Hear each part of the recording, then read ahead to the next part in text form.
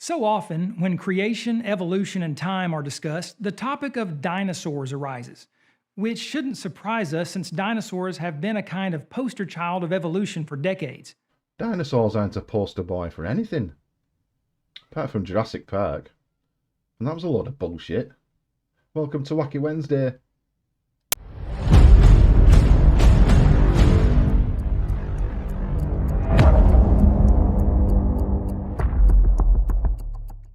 Howdo, dearest viewer, and welcome back to my little corner of the YouTubes.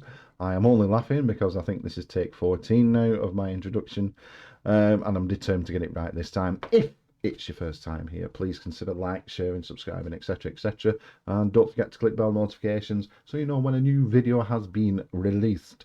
This is a video about a chap called Mr. Lyons, as you've just seen. He believes that dinosaurs lived with man and that God created dinosaurs, etc, etc. So let's have a look and let's have a listen at what he's going to say for himself. Mr. Lyons, the floor is all yours.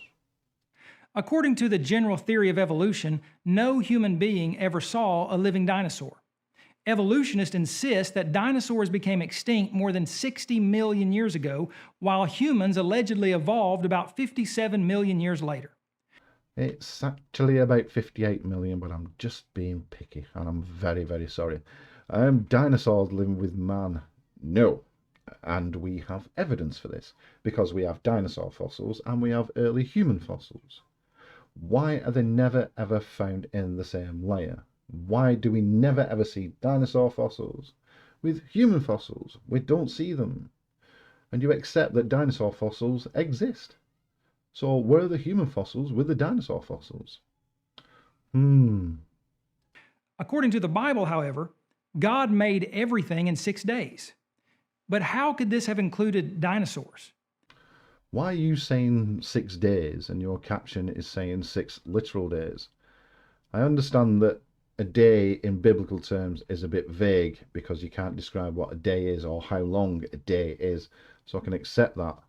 But let's start being honest, shall we? The Bible doesn't even mention dinosaurs, does it? No, it doesn't. It mentions leviathans and behemoths. Not behemoths, not moths drinking beer, beer moths. Yeah, but you know what I mean. But we'll get to those in a minute. And even if it did, how could mere humans have ever lived with such creatures? Admittedly, a person will not find the word dinosaur in most English translations of the Bible. But we must keep in mind that the Bible is not a taxonomic book. That's the most honest thing I have ever heard a young earth creationist ever say, ever. Its main purpose is to tell us about God and his scheme of redemption, not to list every animal God created. The Bible mentions a variety of animals, but not every animal. I don't think the Bible ever specifically mentions cats, kangaroos, elephants, aardvarks, anteaters, platypuses, and penguins. You just said, I don't think, blah, blah, blah. Don't you know? Have you read the Bible? I suggest you go and read the Bible again and again and again to make doubly sure that it doesn't mention those animals. To say that these animals don't cohabit the earth with man because the Bible doesn't mention them would, of course, be absurd. For Christians to assume dinosaurs and humans never lived together because the Bible doesn't mention dinosaurs is equally erroneous. No, not really, because, like I've just explained, dinosaur fossils and human fossils are never found together. And plus, the Bible doesn't even come close to describing what a dinosaur actually is. Not our understanding of what a dinosaur is, anyway. Not even close. We must also recognize that whereas the Bible was completed 1900 years ago and was translated fully into English by 1535, the English word dinosaur was not coined until 1842, more than 300 years after the first complete English translation of the Old and New Testaments. It was actually 1841 when Sir Richard Owen combined the Greek words dinos, which means terrible, and sauros, which means lizard. He combined those words to come up with dinosaur, which means terrible lizard. And if you watched the 80s science fiction program V, you will know just how terrible lizards can be. Obviously, one would not expect to find the English term dinosaur in a translation of the Bible that preceded its coinage. Well, duh. What's more, though most modern English Bible translators have elected to omit the term dinosaur, such exclusion doesn't necessarily mean that the Bible writers refrain from mentioning dinosaurs or dinosaur-like creatures.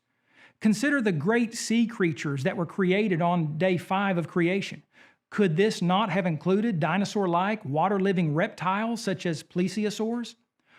Okay then, where in the Bible, that you haven't read by the way, where in the Bible does it say long-necked creature with 4 flippers that lives in the ocean? Where does it say that? Also of interest is the fact that the Bible gives God's description of 2 massive creatures in Job chapters 40 and 41, Behemoth and Leviathan, which sound very much like a dinosaur and a dinosaur-like water-living reptile. Okay, and then let's read from the book of Job, shall we? This is a book that you've never read, clearly. Let's have a look at a couple of passages here. For his shade the lotus trees cover him, the willows of the brook surround him. Doesn't sound like a dinosaur to me. Behold, if the river is turbulent, he is not frightened. He is confident, though that Jordan rushes against his mouth. Still doesn't sound like a dinosaur. It sounds like a hippopotamus. Aha! What about Leviathan, I hear you cry? Well, yes, I'm going to get to that right now. But there is a little passage of interest that I found on Wikipedia. And here it is. The Revised Standard Version of the Bible suggests in a footnote to Job 41:1 that Leviathan may be a name for the crocodile, and in a footnote to Job 40:15 that Behemoth be a name for the hippopotamus. So, there you go. But regardless of whether dinosaurs are mentioned specifically in the Bible or not, one can know that they were created alongside man during the creation week and not millions of years earlier.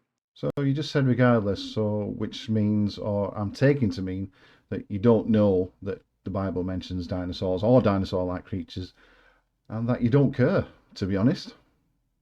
For in 6 days the Lord made the heavens and the earth, the sea, and all that is in them. Still, because most people, even many Christians, have been conditioned to believe that no human being could have ever lived with dinosaurs, they dismiss the thought and along with it a literal and logical interpretation of the Genesis account of creation. It's not a question about conditioning or indoctrination or what have you. It's just that there's absolutely no evidence whatsoever that dinosaurs lived with man. None. In fact, a few years ago, one Christian author wrote a children's book claiming that man could not have lived in a world full of dinosaurs. So by the time God created Adam, the dinosaurs were gone. He later wrote that it is ludicrous to suggest that man cohabited with the dinosaurs. Well, yes, it is ludicrous. It needs faith. It needs belief. Me, I need evidence. Evidence. And you have none. Many people seem to think that dinosaurs would have killed all of the humans by biting them in half with their supersized teeth, or by hunting them down and cutting them open with their 5-inch long sickle-like claws. People think that the large plant eaters would have crushed humans with their massive feet and smashed them with their huge tails. Well, yeah, I'd pretty much go along with that. Truly, some dinosaurs, such as Apatosaurus and Brachiosaurus, were extremely large. Others were smaller but with sharp teeth and long claws. People generally think of these animals as being ferocious and virtually invincible. So just how is it that creationists can reasonably believe that humans could have survived on this earth alongside dinosaurs in the distant past? Sounds like he's got some evidence for us. Has he, though? The truth is, humans have always lived on Earth with amazing, incredible creatures. Apart from dinosaurs. And we still do. Do you ever stop to consider what kind of mighty animals we currently live with on Earth? Elephants, for example, are the largest land-living animals in the world. Some reach weights of up to 22,000 pounds and could easily kill a man just by stepping on him or by striking him with its 6-foot-long, 300-pound trunk. Yet, for thousands of years, humans have been known to live with and tame these creatures. Over 2,200 years ago, the Empire of Carthage used tamed African elephants, the largest elephants in the world, to battle the Romans. Today, many elephants are still being controlled by man. Tamed elephants are used in various Asian countries to perform in religious ceremonies or to do physical labor like hauling lumber or transporting people from place to place. In other countries, tamed elephants have been used in all sorts of performances to entertain people. Humans have been able to live alongside elephants for thousands of years.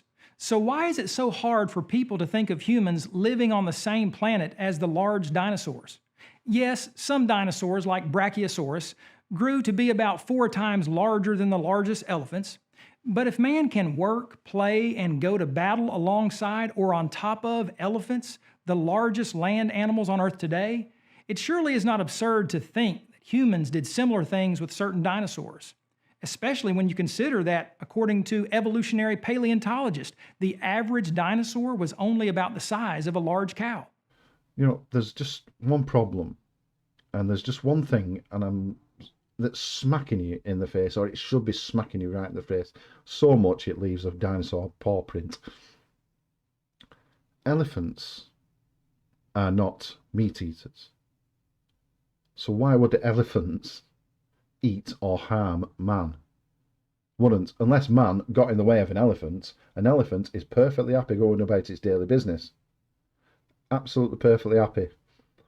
But you get a meat-eating dinosaur, like a 10-foot meat-eating dinosaur, and put him alongside a puny human, I'm willing to guess that that puny human will not last very long against that 10-foot meat-eating dinosaur. And you want me to believe that dinosaurs live with man? You're having a laugh.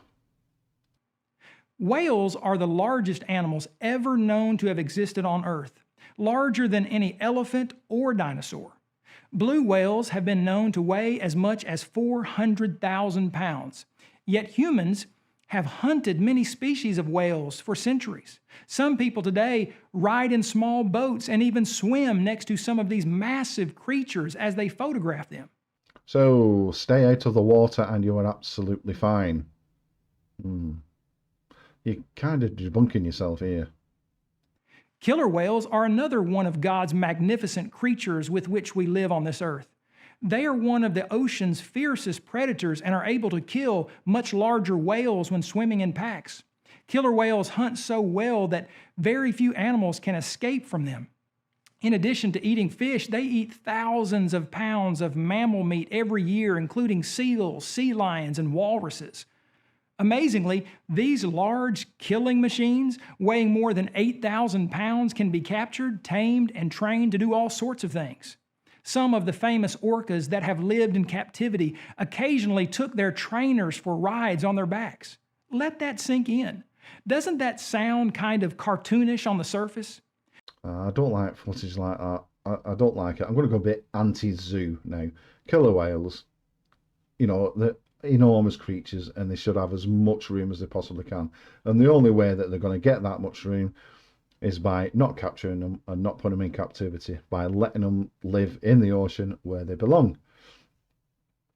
Because in captivity, since the 1970s and following decades after that, around 10 to 12 attacks per decade. So that's another reason not to keep killer whales in captivity. And plus, you're emphasising my point here. Stay out of water, perfectly safe. Go in water, not as safe. Come on, man. What point are you trying to make? Man, unlike any other creature on earth, is made in the image of God. Wrong. I think it would be a sad look at the Christians throughout the globe if God looked anything like me. Plus, I think, I'm going to quote Christopher Hitchens here, a fantastic guy, sadly missed. I'm going to quote Christopher Hitchens here. He said, God did not make man in his own image. It's quite the reverse.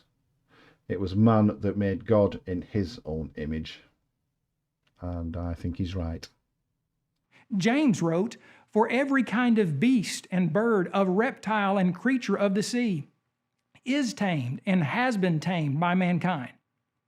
If man can live on the same planet with the blue whale, and even tame such amazing creatures as the elephant and the killer whale, as well as lions, tigers, and bears, it shouldn't be difficult for Bible believers to accept the biblical teaching that all land animals, including dinosaurs, were made on day 6 of creation along with Adam and Eve. Dinosaurs aren't a problem for God or His Word. Dinosaurs logically fit within the biblical timeline, just as all other animals do, whether we're talking about the saber-toothed tiger, the woolly mammoth, or the dodo bird. So let me get the gist of this video. You're saying that dinosaurs could have lived with man because we can tame some elephants and some killer whales. Really? Really? Come on. Elephants are vegetarians, and as long as we don't go in the sea, we're perfectly safe from killer whales. Done. Man comes up against meat-eating dinosaur, he's going to be in some trouble. Some considerable trouble. Dear oh dear. I'll tell you what, get some scientific evidence that man lived with dinosaurs, and then I'll believe you. Okay. So that's Mr. Lions all done and dusted. Thank you very much for joining me. Please join me on the next one. Next Wednesday, 8 PM. A new video will pop into existence on the YouTubes. Don't forget my Sunday playlist as well. The Sunday Stupid. Every Sunday at 9 PM. I make fun of and laugh at stupids around the interweb. Anyway, ta-ra!